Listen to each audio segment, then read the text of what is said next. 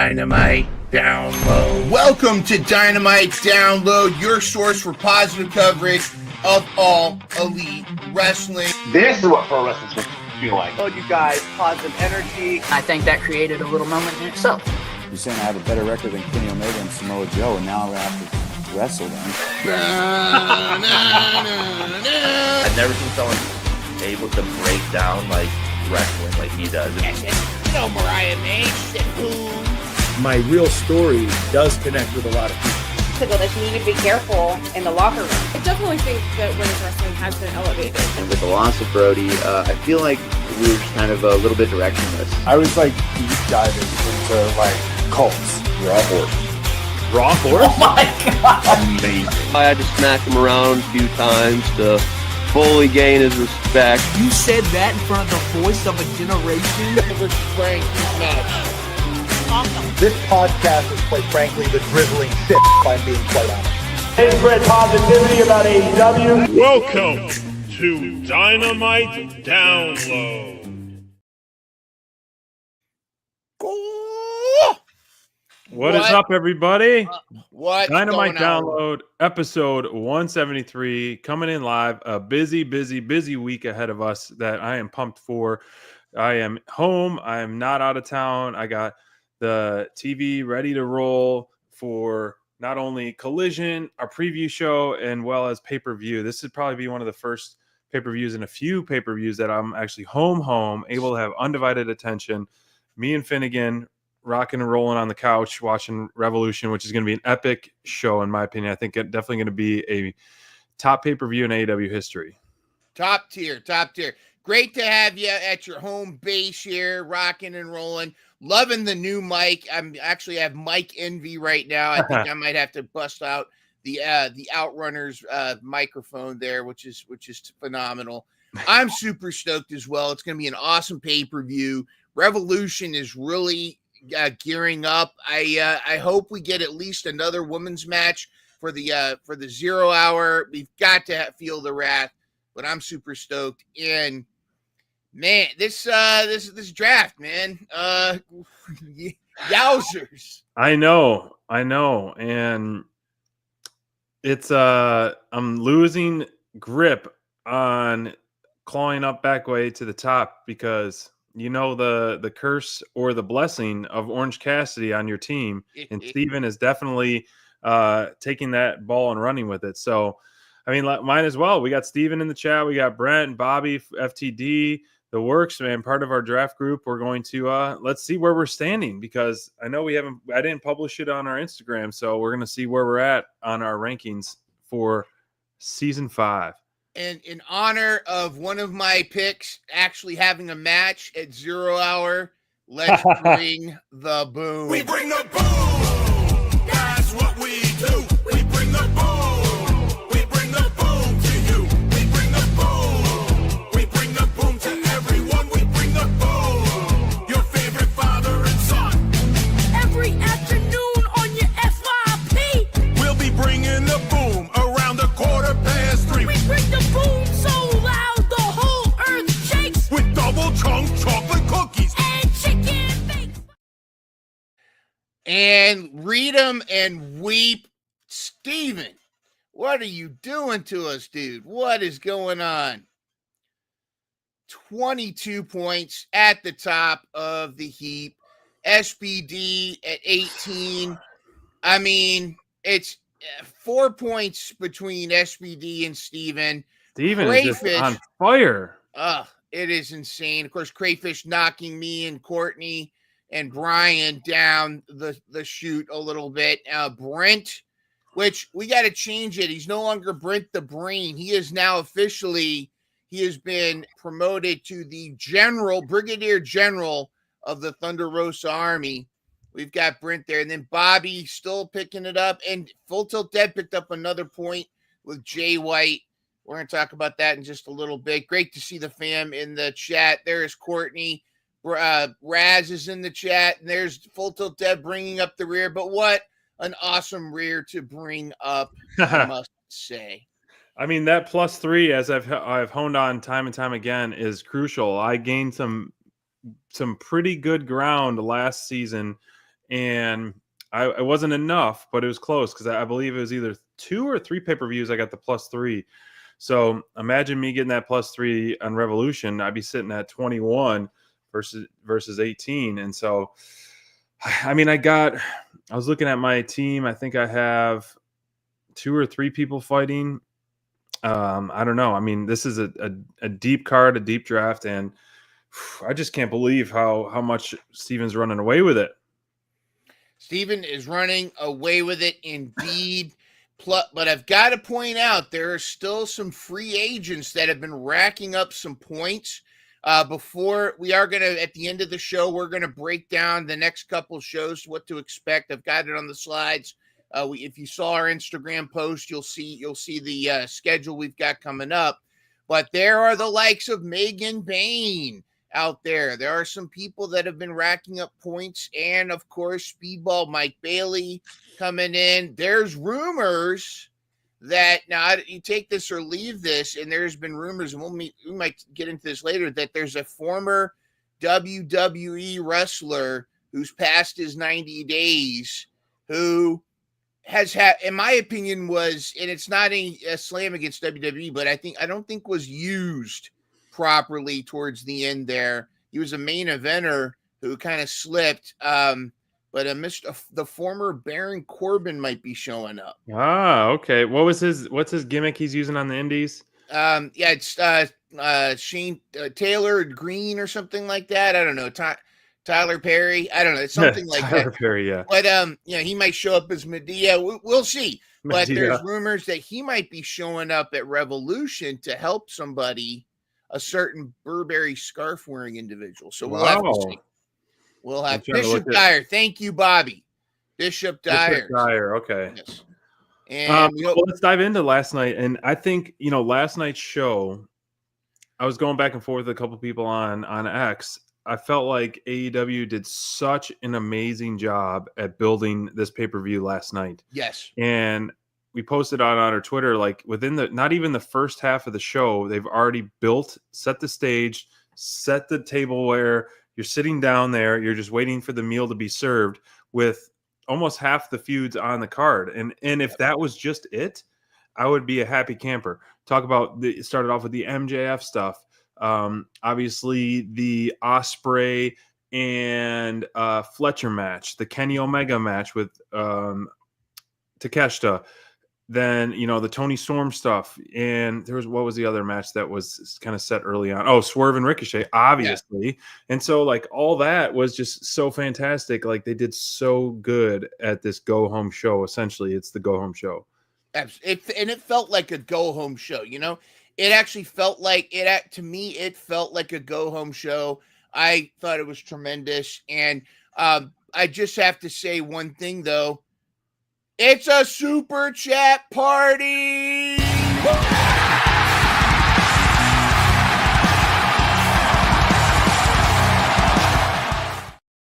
I just realized I've got to upload. I've got to make the. I never finished making it, but I've got to get the Feel the Wrath. There's gonna be a Feel the Wrath super chat party one, and among the others, and of course, Raz gets to pick it up. But thank you, Raz, for the super chat. Thank you so much, bud. We appreciate it. The Dynamite Download fam, if you want to join in, there should be exclusive emojis as well. Raz, I don't know if you're able to do exclusive emojis to see if they're in there, but yes, the super chat party. We love y'all. We appreciate it. Thank you, BR. But this was this to me felt like a go home show. It's really felt like they had a lot of cool stuff set up. Every match coming up for Revolution, I felt like was enhanced by this show. And I don't think there was 100%. any fat to trim off. I don't think there was a single segment or a single piece that did not belong in this show. I think and for a number of reasons, including, I would have liked to have seen, of course, another women's match, but I felt like everything fell into place. I think Collision's going to set some things up. I think Collision's definitely going to set up the buy-in, a couple more buy-in shows. But overall, I thought this was fantastic. And AEW it's starting to cook again, I feel like. Not that I felt like we were getting Lunchables for a while, but now we're starting to get the hot meals again. I'm super excited. I mean, it's filet. You're going to the steak dinner there for sure. So Yes. the promos were just so strong on this match, and I think let's touch base on a common theme through almost most of the show was the MJF Hangman saga, and this one quickly is becoming one of my favorite feuds on the card for Revolution. Yes. Now, like I've mentioned on Twitter as well, is like this is the MJF AEW needs. This is the MJF that we all love to hate and hate to love, and I think we're getting this next level nastiness out of him, and that's what's absolutely necessary in AEW right now, because not only does it create this just evil devil, but it really enforces the opponent that he's going against with babyface, really turning up that babyface. And so I'm so pumped for this match. I think this has got to go to Team Babyface and Revolution. I don't want to talk too much about it because we got a preview show coming up Saturday night after Collision Live. But I love the way this panned out. 2 different promos, and then him swerving MJ or Hangman with a body double, and then actually getting carried away out of the ring. I love the body double thing. Yeah. But man, I think there's as much as I'm excited for Cope and Mox, I feel like there's more matches that I'm way more excited for, honestly, at this moment, because of how well each person has built their feud. And this is definitely one of them. Now, on any other card, this could be main event worthy match on a pay-per-view, but it's so, stacked of a card. Like it's going to be, I feel like we're going to almost have viewership fatigue, but in a good way. Yeah, we're gonna need cigarette. We're gonna need a halftime cigarette. No one's gonna be holding up beer break signs. Well, just to talk about, if you look at this feud alone, just the MJF Hangman, it's been built up tremendously. We know what both of these guys are capable of. We know MJF could create a compelling feud against a Mop. Sorry, Perry Saturn, but he and Moppy could have a feud and it would be compelling. And we know what Hangman Page is. And I said this last week, though, or I said this on the Collision on my hot take, is I do think what they're setting up here is this is a long-term setup. Is they're turning Hangman into this unhinged, anti-hero that he's always kind of been. But this is a necessary feud, whether or not Baron Corbin or Bishop Koloski, whatever his name is, comes in. Whatever happens with that, I think they're building up between this and Swerve is they're going to build up that the only people that can truly stop stop Moxley is going to be Hanger and Swerve. And I like what the general said earlier. Hangman needs the belt. I think it's going to even be beyond the belt. I think it's going to be like the soul of AEW is going to be on the line between and Swerve and Hanger are going to be leading a blood and guts feud against the Death Riders, and that's what I'm excited for. So I hope so. I even if this feud ends after tonight or on Sunday, I'm pumped for that we got this, because it just was we say iron sharpens iron feud, and I think this is such a great segue. I saw someone post about how TK has been in charge of creative as of late versus some other. So I'm wondering if all these gold mine feuds that we're seeing is at the helm of him, was someone else trying to book this Jeff Jarrett gimmick thing, and then he tried to see it through for a while and then pulled the plug, because that in and of itself, man, I just don't, they invested 4 to 5 weeks of back and forth promos with MJF and Jeff Jarrett, never got a match. They invested all this in Jeff Jarrett for a title shot, lost, or didn't even get his title shot. And so was confused by this. I mean, I don't know. This was weird to have this come up now, because it talks about how he made a decision back in 2020, and I guarantee it might be at least a decade or so from now, but we're gonna eventually hear the tell-all book from Cody and the Bucks and everybody on how this whole thing went down. But it's interesting how Tony Khan said, I'm gonna make sure I'm able to say no going forward, and it's almost like, I love the dude. He's very creative, but my heart goes out to him because I sense that he's somebody that wants to give people the benefit of the doubt. He wants to, work with people, and he hates saying no. And that might lean into some of the communication issues. Is he might have a not a fear, but he might have like confrontation avoidance.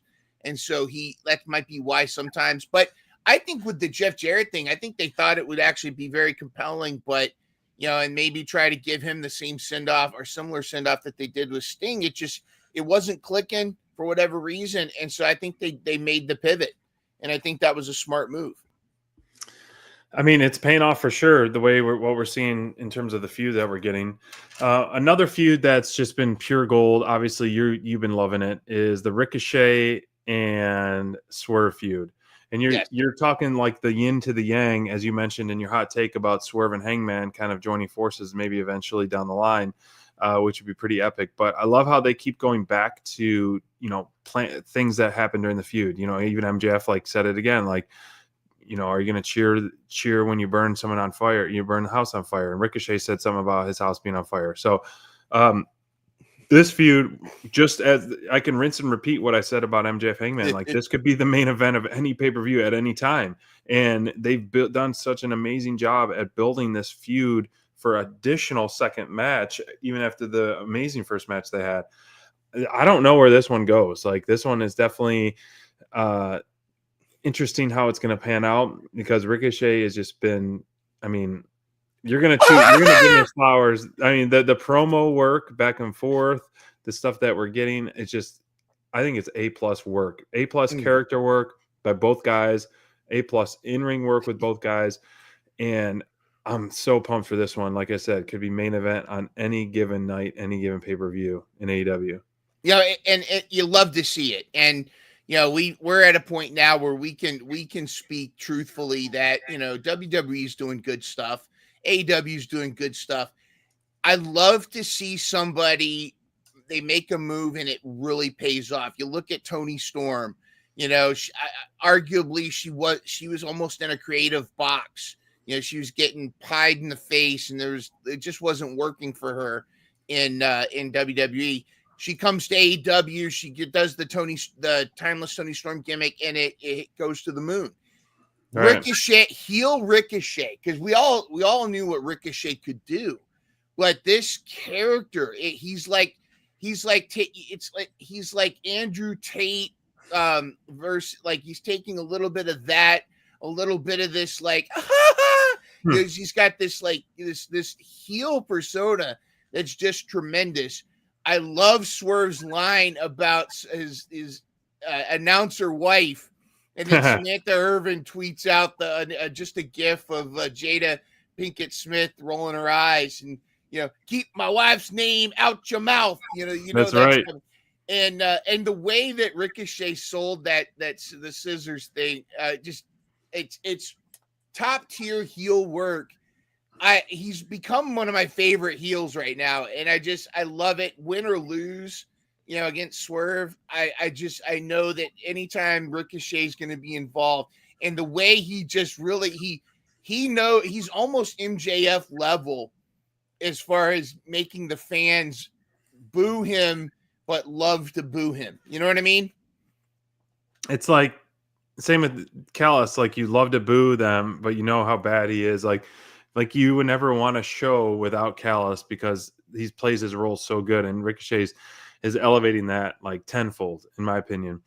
And speaking of the Callis and the Callis family, the first match of the night in typical, Ospreay's starting to become the opener guy in terms of, OC used to be that kind of guy. Thankfully, he's not right now.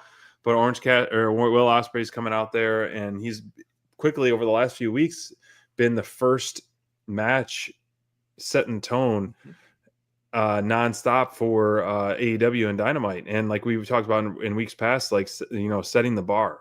Yeah, and this 8-man tag match, seeing these on paper, I'm always like, oh gosh, this can be overcrowded. But I actually really, really love this match. I felt like it gelled so well together. It told so many different stories, and obviously the aftermath stuff was just absolutely brutal. But overall, I felt like every guy had a chance to shine, and they really played well with each other. In typical booking, when there's 8 guys, like, it just seems like it could be so overcrowded, but every single one of them had opportunities to shine. And I love that we're getting, yes, Bobby, powerhouse Hobbs just being standout moments every time he's on TV, every time he's in the ring, whether it be a tag match, a singles match, an 8-man tag match. He's having these standout moments time and time again, and it's for a reason. The guy's putting in the work. He looks awesome. He's doing some great stuff, and I'm curious to where they take him from here, because I don't know how much more you could play with this Callis family feud and Learning Tree feud. So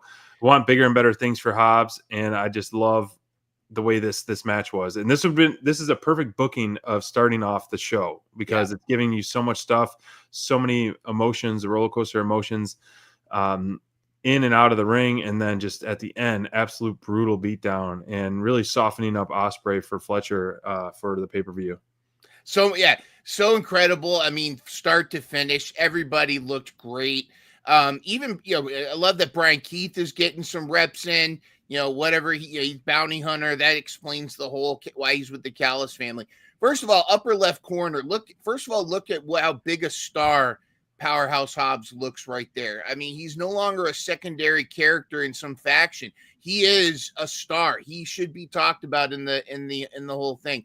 And then look at Billy Goat doing the Powerhouse Hobbs post. This guy, come get your guy there. I mean, what is going on? Full Tilt Deb, of course, with all the scoops here. I thought this interaction on Twitter was hilarious. Ospreay said he wants to get a matching singlet with Hobbs and call themselves Big and Little Willie. I like it. I love that. And then Don Callis reposted or retweeted and said, "Dude, for crying out loud, get a hobby, you loser." So yeah, definitely the interaction's been fantastic. Little bit weird what's going on with Mark Davis. I mean, they're kind of hinting that he's doing a lot of this under duress, but I wonder if they should have a little. It almost seems like it's kind of unplanned. It would have been nice for him also to have gear that didn't have to be blacked out for some reason. I don't know what's going on with that. At least he's not dressing up like my Aunt Tizzy. Like at least he's dressing in wrestler clothes again, at least. You can slander Orange Cassidy all you want. I'm really enjoying the dude. I thought his little spot with Hobbs was fantastic. But yes, I love the idea earlier that we saw. I know you pointed it out in the chat. I think it was Steven or Bobby. One of you see Steven. He said Tony Khan needs to scratch Briscoe off the trios match and add Briscoe versus Gabe Kidd. That would be unbelievable. Maybe that's something we could have at Double or Nothing or something like that. But I would love to see that. But Mark Briscoe is so entertaining, and he needs some kind of direction. I'd love to see more of him. But that's overall, right, and on Team SPD card. Yes, exactly. But overall, that backstage brawl was really cool with Gabe and Briscoe. I liked it, and I was like, dang, this is like the match and feud that we didn't know we wanted or needed. And so you have this Outcast and Gabe, running his mouth, and then almost like one of the home team members of Briscoe. And so I love it. I love it with that. Yeah. Now I want to talk about the Death Rider saga right now. Cope versus Yuta was, leading up to this match. I honestly expected Cope to kind of wipe the floor with Yuta. I know Yuta's got this like, wrestling background stuff, and he's shown a lot of improvements. But honestly, I mean, it's no secret Yuta's the weakest link of the Death Riders, and so I honestly expected him to get not squashed, but this match was way longer than I expected, and way longer than it needed to be, in my opinion, to tell the story. And there's no reason to go that long, especially with Cope coming, having a main event spot in, 4 short days or whatever it may be. But this one was well wrestled and fun to watch. But I just felt like I don't know for what, maybe it was different for you, but watching this match after what I've been seeing and with all the stuff, like I wasn't really invested in this match. I think I was like kind of getting a little bit bored with it just because I expected it to be short, and then to just take him out. Yeah, I had a similar reaction. I wasn't bored with it because I actually was entertained. I love that the get a haircut, chance and stuff like that. For you are bald and then get a haircut. Two different chants. What started? There was something off about it. Like it wasn't what I was expecting to happen. Especially highlighting, where Cope's just been ruthless with everybody else. But it was like it's like this is. And I remember Brian Alvarez mentioning something like this on Wrestling Observer, and it actually put into words what I was feeling. It's like during the match, it's like this was a regular match. This was actually like if we didn't have all the Death Riders backstory, this would have been like, oh wow, look at this back and forth. They're doing all this stuff. The spirit it was a straight up match. It wasn't Cope wasn't trying to hurt Yuta. He was trying to beat him, but he wasn't get the win, but he wasn't being the ruthless Cope that he was concertoing everybody else. And it didn't make sense until the ending of the match. And that's when I realized what that was all about. What Cope was doing is he's recognized that Yuta's been brainwashed. Yuta has been propagandized by the he's got this tribalism. He's kind of been, he's bought in, he's drinking the Moxley Kool-Aid. Right. And what Cope is doing here is he actually sees that there's good in Yuta. Now, you feel about Orange Cassidy the same way I felt about Bryan Danielson. Got mad respect for Danielson, but I have a feeling that, remember, it was Danielson and Yuta were originally the two. And I think Cope sees the same thing in Yuta. I think the storyline is Cope sees the same thing in Yuta that Bryan Danielson did.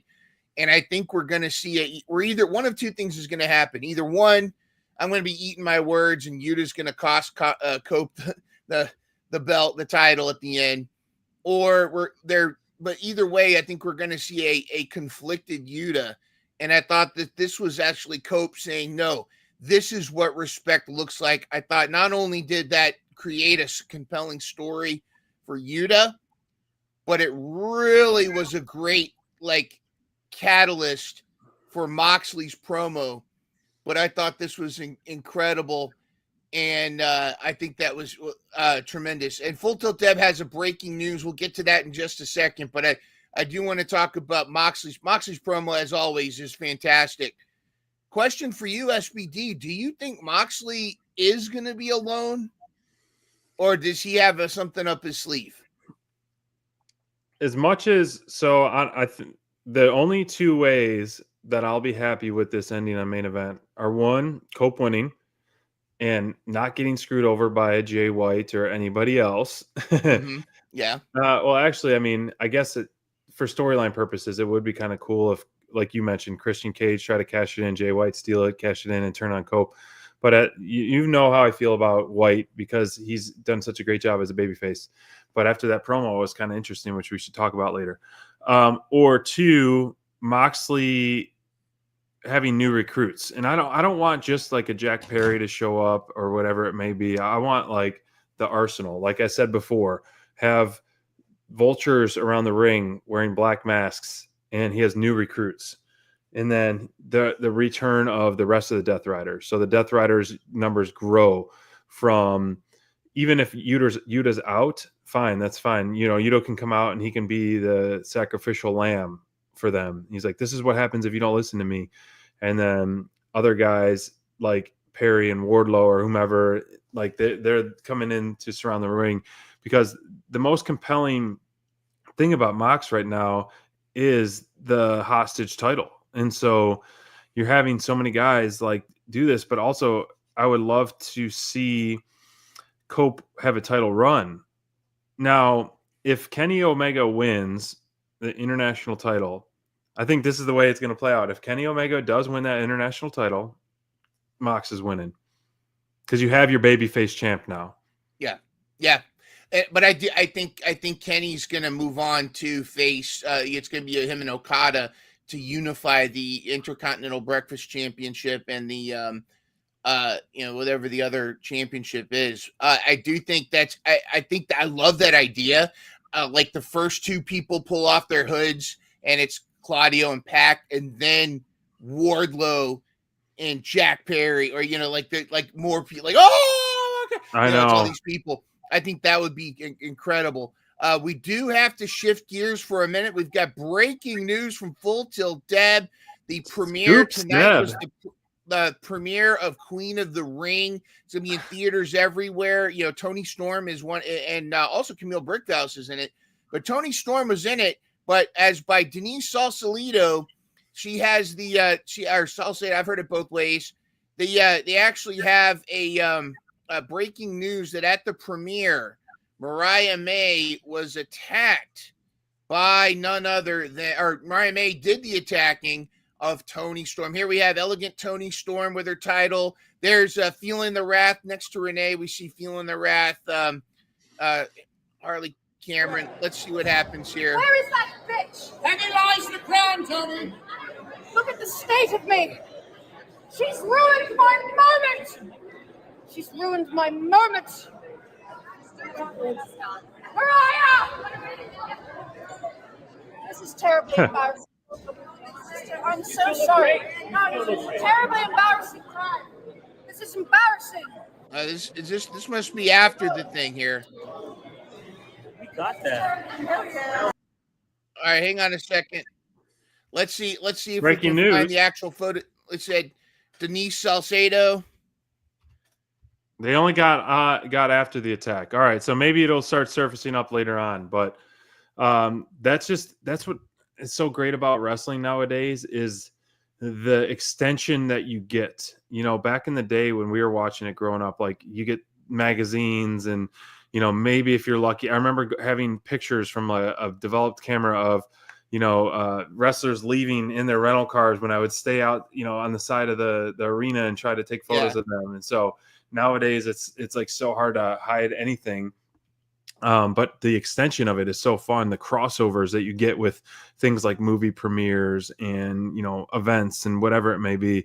But this promo with a nice wet loogie in Toni Storm's face from Mariah May, just like MJF, that's one of the most despicable things. So I fully expect the ones who got spit on to prevail, hopefully, because that is one of the worst insults that you can get is getting spit on. I would not. I don't know. Even as a gimmick thing, I don't know if I'd want that. There's three things you can do to get a match heat. One, you spit in their face. Two, call them a bitch. Or three, give them the slap. Those are the three the most common ways that they escalate a thing. I am super compelled with this. This story has been fantastic. Now, you've heard us talk about Mariah May and how tremendous she is. Now, this is the crash out, unhinged Mariah May, where, before it was Toni Storm, not sure what she's going to do. The way that Toni Storm just sat there like a disappointed mom, just looks like, ugh.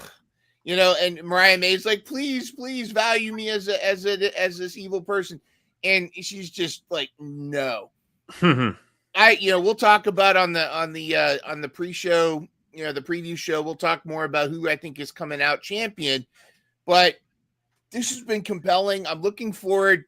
I do think they both need to go their separate ways, regardless of the outcome after this. I think this needs to be it. It is the Hollywood ending. They call it the ending, the happy ending or whatever. I think that this needs to be it, and they can clean themselves up after the happy ending. But I think that this has just been cinema, to quote the parlance of our time.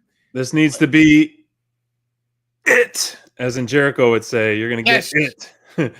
No, excellent stuff. Like I didn't think I wanted more of this after Grand Slam, but I'm so happy that we're getting more of it because it's just been phenomenal stuff. Now we're going to talk about the next segment, but before we do that, we're going to do something a little special. We're going to plant the seed in the chat, and then after we talk about the next segment, we're going to go to it. And so you know how we do our D3. We take turns being in the hot seat from one another. But now we're going to switch it to the chat, y'all. So we're going to pick 3 questions from the chat. So put them in the chat, and we're going to talk about them. Quick ones on there. D3 could be anything about anything, and we're going to each give an answer for our D3. So this is going to be a chat-related D3. So maybe FTD's got a question that she wants to ask Mine Runner and put him on the hot seat. I'm scared. You know, like how many times a week does he crap his pants or whatever it may be, you know? She could tell you. She said, no, she's not going to ask that question. She knows. But put your questions in the chat. And before we get to D3, we're going to talk about the women's match, the tag match that we've been all wanting to see. Outstanding match. I think this was incredible. I think every performer in this was like a showcase of the women's division. There was no sloppy spots. This was hard hitting. This was definitely the showcase of the women's division and the new additions to the women's division with Megan Bayne. I think it was definitely the right spot. She was SPD's top performer of the night. Her presentation has been spot on. I like how that she's been debuted and being used. You know, not to a little quick sidebar. It's like Guns came back, lost, and now they're MIA again. And Megan Bayne debuted, awesome win, and has been picking up victories and involved in some of the top tier talent with former champion Thunder Rosa and former TBS champion Statlander. So like it. I like where it's going. The tag teams for both women's teams were really meshing well together. Thunder and Stat looked like a tag team. They've been together for many years, which, you know, this might be the first time they tag together. But overall, man, I love this, and I'm curious. I want more of it. If you need an example of why Thunder Rosa is a consummate professional and why some people with bad attitudes have a problem with Thunder Rosa, this entire storyline shoot is a great example of why Thunder Rosa is one of the best in the business right now. Right. Because and I do want to talk about the match itself, but I want to caveat this first, because I think Thunder Stat is a tremendous tag team. They work so well together. But and Statlander what I say about Thunder Rosa, I think can also be said about Statlander. But this was a situation. This was exactly what I'd said before about making lemon. This wasn't even lemon. This was like making a lemon cooler out of lemons. And this was, now granted, a lot of the and I admit I was skeptical myself, but a lot of people made a lot more of that chair shot spot, that run in that was a problem. Now granted, you know, Conan is always going to have his issue, his take, Eric Bischoff and them, but Thunder Rosa, you know, she read her statement on Busted Open, cleared the air, that this was much more just a miscommunication. This was, you know, people that hadn't all worked together before, and going forward that everything was going to be fine. And that's what this match was all about. This was showing everybody that there's that beef or not, whether there's shoot heat or not shoot heat, we're going to be professionals and we're going to put on a damn banger of a match. And that's exactly what all 4 ladies did. It was one of those things where, you know, Megan Bayne is a specimen. You know, this is similar to but I think they've learned their lessons from Jade Cargill, is that you don't make her like a Goldberg.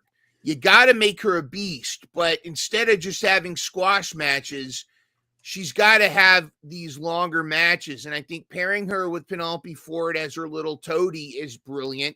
I think that's also going to be helpful for Penelope Ford to get more TV time. I think that's tremendous. Thunder Rosa coming out in the Thunder Chola outfit with her OG music. You know, I've said this before, I say it again. Thunder Rosa's OG music is up there with the Undertaker's bong, the glass shatter for Stone Cold, the If You Smell from The Rock, the countdown from Old School Jericho. It's all up there. You hear that the Thunder Rosa, you know an ass whooping's coming. Thunder was fantastic. Statlander was phenomenal. There's that it's kind of blurry, but the upper right, you can see that drop kick off the top rope from Statlander was tremendous. I thought Bane looked good. I do agree with my wife, my better half. She says she needs more personality, except I think that's what Penelope Ford is for.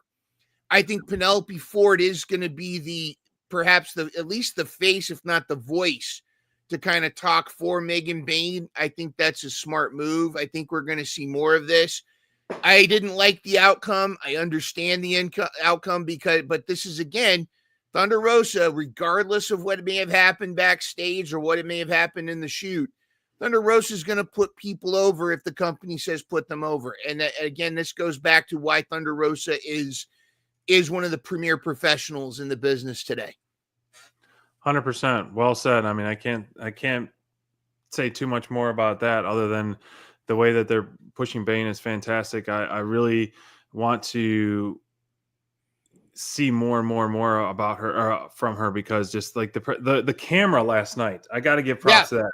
They showed the pillars. Like, I thought that was CGI at first, but they used what they had, and it's just was so well done, because she's, build like a Greek goddess in a sense. And so it was like so perfect. And, we didn't even touch base on these arenas. This arena and Yuta's entrance was fantastic.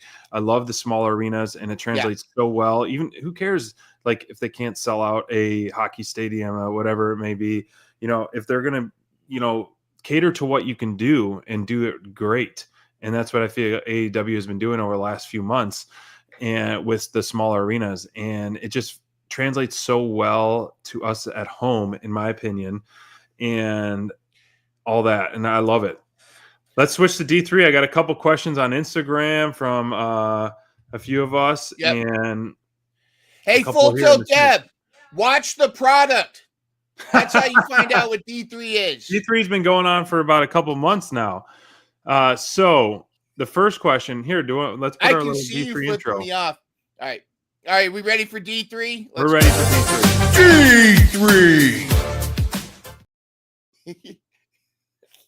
Now, there's a couple questions from our buddy Crayfish in the chat, and I'll leave some of these more in-depth ones for our preview show, but he's definitely curious of how we take on the number one contendership and the main title stuff. But I guess this one is a quick one. So who wins more in the feud? Swerve or Ricochet, MJF or Hangman? That's a good one. Like, who do you think needs the wins more? Swerve, Ricochet, or Hangman? So in those two feuds, Swerve and Ricochet, MJF and Hangman, who needs the wins more? I think Ricochet needs the wins more. All right, hold on. I know this is very tough. I don't think right now Hangman cares about wins. I think Hangman is working more from he's the unstoppable. I think MJF needs the wins. But I think Swerve needs some wins now, because he's already lost to Ricochet. And again, this is kind of dipping into tomorrow night a little bit. But I think Swerve needs the wins more than Ricochet. I think MJF needs the wins more than Hangman. Yeah, I'm kind of with you on that. As a heel, you can take losses and still be super relevant. And there's only so much more you can come back from as a babyface. But for this scenario, I will say Hangman needs the win more, especially after the weeks and weeks of tormenting in the chase. Like, how much more do you want him to chase you for how long to get the ultimate revenge? But in typical MJF fashion, of course, he's probably going to cheat to win. But I think Hangman really needs this win because he's transitioned from this kind of tweener to really a hot babyface. And so MJF take the loss and then maybe beat him up or whatever it may be. But Hangman, I think, needs a win because he has taken a handful of losses lately. I would love to see Swerve even the odds, because this feud I still think has a lot of meat on the bones on it. So I would be curious to see what they take it from there, if they push it to the next pay-per-view, Wrestle Dream or Double or Nothing on that. Another D3 question. I know this is kind of off topic, but we can briefly touch base on this. I mean, we are a wrestling podcast. And so we'd have to be living under a rock not to see this. Exactly, Mindrunner. And so one of the biggest swerves of the decade is John Cena, Mr. Make-A-Wish guy, Mr. Everybody Loves, always a babyface, turned heel against Cody Rhodes and joined alliances with The Rock. If you're tuning in and hearing us talk about WWE, it is not we have not moved away from AEW, but I think I'm really shocked, especially on his retirement last ride tour. Like, if you're going to go out on this, it's going to take a lot for redemption, but I think it's good for storyline purposes, leading into WrestleMania for them, because you're going to be pinning essentially two of the top baby faces face to face, which isn't necessarily best for business all the time, but it is definitely a lot of kids crying, a lot of people upset, and it's a lot not of wishes broken. Yeah, broke a wish. I loved it. This was on the level of when Hogan turned on Macho and joined the NWO when he was the third man. When he, to me, it was great. And the Kuda, a lot of times the camera people mess up the shots, but the camera people had it perfect. Just to set up for people not familiar what we're talking about is, John Cena won Elimination Chamber, which means he gets to face Cody Rhodes at WrestleMania for the title. But The Rock has been wanting Cody to sell his soul to him and be his champion, offering him a Jeffrey Epstein smorgasbord of delights, if you will. But and of course, Cody in babyface fashion says, "I've already sold my soul to this ring and these fans," and the crowd goes wild. And of course, aw shucks, John Cena, Mr. PG era, is just knee slapping this whole thing. I thought it was hilarious, and he's just laughing and yucking it up. And Cody goes, "All right, you and me at WrestleMania," and they hug.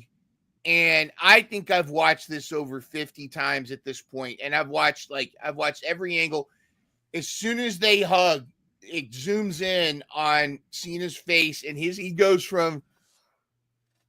that piece, and it cuts to The Rock, and Rock does this, and he does like this 3 thing.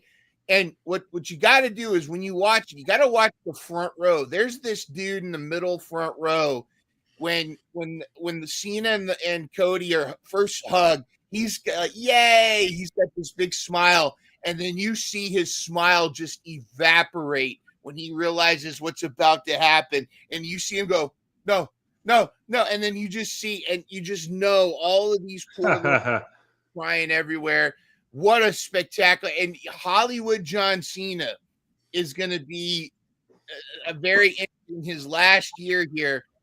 I think it's going to be tremendous. Got to shout out to R-Truth, that John Cena was his childhood favorite wrestler, even though R-Truth is older than John Cena. It was his favorite. And so I think that R-Truth's going to play into this, but tremendous. I loved it. It was very compelling. Got a lot of buzz. And what a time to be a wrestling fan. I mean, that stuff was great. I'd love to see this kind of stuff happen in AEW more often. I thought it was great. And Steven said Cena over celebrating. Yeah, he was all he was really hamming it up. Loved it. Last question, same one from Steven. What title would you want to see Bane go after?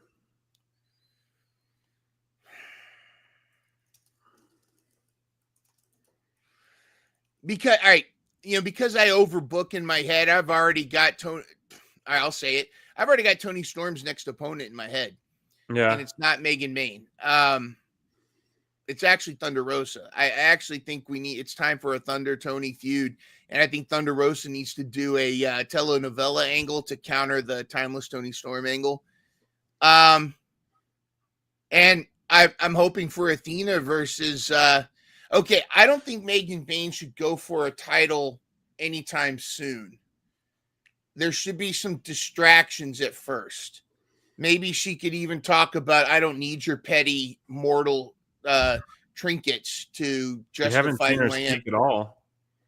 Or take both. I I want more Bane versus Stat for a while. I want to see Bane versus Willow. I guess if I think about it from who I want her to face, and then eventually give them a title. You know what? Yeah, Tony Storm versus Megan Bane. I think she should go for the main title eventually. Yeah, I think so too. Like the main title would be great. And I feel like Bane could, if she doesn't win, could turn into the new gatekeeper of the women's division, as we've seen Nyla in the past. And so it's like you got to go through Goliath to retain your title or get the title or whatever it may be. Yeah. So I would say through Tony for now, because if Tony can beat Bane, whoever beats her, if it is for a title, I think it's going to be one of those like, okay, you're legitimizing yourself even Crowning more moment, yeah. in the women's division. I want to make sure we have time. I know we've been talking a lot of about a lot of stuff, but the main event tag team match I thought was such a great wrestled match. I was so pumped for this. Brody King was almost my top performer of the night. I felt like this match, it's like Swerve and Brody, man, they had this chemistry that who knew they had.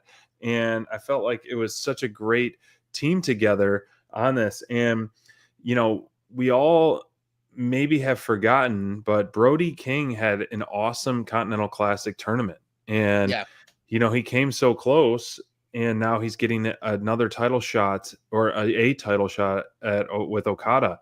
And he could easily, if they vignetted this, you know, his tournament reigns or you know, competition in his matches over the last two tournaments, and they showed some of his matches and helped educate us fans, it would make it seem more of a believable chance for him to win.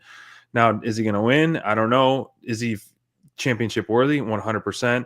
But I felt like Brody King shined the most in this match last night in that main event. He almost was my top performer. Yeah, me too. It was tough for me to decide, but I went overall top performer. If it wasn't for the promo, the contract signing earlier, I would have gone with Brody King, but I had to factor in the but I really shout out, a little self-indulgent shout out here. You know, Brody King later posted this old school photo of him and Swerve in the ring, and it said the real ones know that they were a tag a long time ago. And I said Doghouse, and Big Bad Brody King said that's pretty good. So I would love to see Team Doghouse return again. I think that would be tremendous. Whose house? Doghouse. Woo, woo. I think that would be pretty cool. But the match, oh my goodness, this was a display. This was like an ensemble display of everybody was in their A game tonight. And I know a lot of people give Okada a lot of crap. You know, the people that know Okada from New Japan, I think there's a lot of people that are like, this isn't the same Okada. He's a goof now and blah. I think he's great. I think he's been compelling. I think he's a great heel. I think he's been a lot of fun. I'm no bitch. You know, that whole thing. But he and Ricochet also they also made a great team. I thought this was fantastic. The best moment though, to me, well, there were two moments. One was when they were outside and Brody King had both Ricochet and Okada on his shoulders, and Swerve did the double stomp. But to me, the other moment was Ricochet trying to chop Brody King, and everybody, you can see the audience like, no, dude, this is not happening. This is not happening. Well, not only that whole segment outside the ring where they did the double crossbody with the chairs and Ricochet getting squished, and then the double shoulder one, I was like, damn, that was like sign, seal, deliver. I'm like, this guy is like legit, and this tag team is on fire right now because the chemistry was so great. I loved it. You know, of course, the ending's got to have a little bit of Swerve in there, and you know, I going into this match after we saw what happened at the end of this, I'm still so torn of what I'm going to pick for my Revolution bingo card picks with all this on there. So main event of Revolution, Cope versus Moxley for the world title. You know, I didn't really think of too much of this, but after Jay White beat the best wrestler alive and cuts a promo, man, I'm scratching my head a little bit, man. What do you make of this? Because Well, I don't know. I gotta ask the chat. I gotta ask Jay White. I gotta ask the chat while I give you my thoughts, my answer to your question. I want to ask the chat, what do you think of this best wrestler alive gimmick? Is this burying Max Caster, or is this working? Is this hilarious? Is it horrible or hilarious? That's my question in the chat. Horrible It's not or doing hilarious? him any good. It's he's a stooge, but is he the world's best jobber? Is it entertaining, or is it sad? And I'm kind of feeling both. I have a case for both, but you just look at the look on his face. You know, he just knows and then of course in comes Jay White. Max runs into him, instant switchblade, boom. 1, 2, 3 over before you even know it. It's done. And then Jay White. Okay, I felt like this promo was the a verbal equivalent of a wink to everybody. I felt like I think Jay White's going to screw over Cope for the title. And whether or not he pulls a Christian or does something with Christian's thing, I don't know how that's going to break down. But I know a lot of people are saying Wheeler Yuta, don't trust the caveman, whatever. I think Switchblade, I think he's the snake in the grass here. He doesn't help. The only people he's loyal to is the Bang Bang Gang. And they've purposely been away just so he could cozy up to Cope. I think whether we see the Bang Bang Gang come back or not, I think Jay White is I think he's got his sights set on the belt, and I think he's going, there's going to be a lot of shenanigans. That you can put, that should not be on the bingo card because we'd all get it right. There's going to be a lot of shenanigans, but I think that Jay White's going to screw over Cope at the whole thing. I think if that's the case, then you can have a money feud of rated FTR versus the Bang Bang Gang. Oh, for life. Revisit that FTR Guns, and who knows if Juice comes back, if you had to have a fourth member. I think that would be a pretty money feud if to segue Cope away from the world title, because whoever wins that match will obviously Swerve versus Ricochet is going to have the next feud with whomever the title is. And so I'm curious what's going to, if I'm the booker, if Cope wins the title, obviously it'll be fun and great and, great press and all this and a lot of fun because he'll probably do a Cope Open thing and all these things and great. However, to preserve depth, you keep the Death Riders with the title holding hostage, more going after it. We already have who's going to be earlier in the show, we're already going to find out who's the number one contender. So you already have the stage set for the next person. Unlike other pay-per-views where things happen, you don't know who's going to be next in line per se. You know what's interesting about that though too, because Swerve can win the number one contender, but a lot of times that determines who's going to win the title that night. I think you could make a story with him and Mox, with him and Cope, with him and Jay White, with him and Christian. I think there's Swerve could fit in with any of those winners. So I actually don't. And now Ricochet winning, if Ricochet wins if Ricochet gets the number one contendership, I don't see Moxley keeping the title. If Ricochet wins, but I don't think Ricochet's going to win. I think this Swerve is going to win. I think Swerve versus Jay White, plug me in. Swerve versus Cope, plug me in. Swerve versus Mox could lead to that War Games or Blood and Guts feud down the line. There's so many ways to go with that. So we're just going to have to wait and see. You're going to have to tune in for those thoughts that I have for my overbooking. You're going to immediately after Collision, before 60 minutes. Throw up our schedule because we're going to have a lot going on coming up.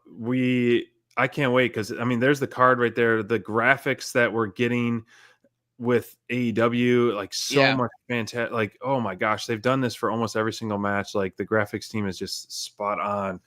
And I mean, yeah, the cage. A cage match. Like, is Ospreay going to do some crazy stuff off the top of the cage?